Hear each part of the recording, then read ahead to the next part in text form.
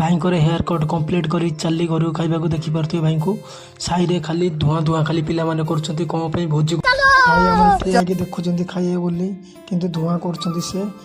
पूरा भिखारी भाई देखो से भाई को देखो खाली धुआं मो तो ना पूरा खाली देखि परथि किछि नाही पळे आसला भात पापड़ चिकन तकारी के खाइबा सरे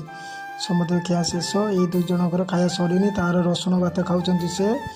आज गुरुवार लक्ष्मी बार आम द्वार को आसी लक्ष्मी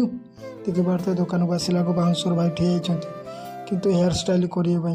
देखी पार्थ ये भाई हेयर स्टाइल देखी पूरा खुशी मु भी खुशी से भाई भी खुशी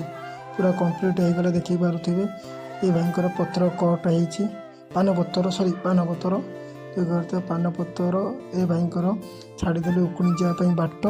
किंतु से खाली मुंड कुंडे मुंडे होता तो से गार टाणीदे उकुणी जावाई बाट छाड़देली भाई पार्थे देखी पारे दुकान बंद कले जय जगन्नाथ।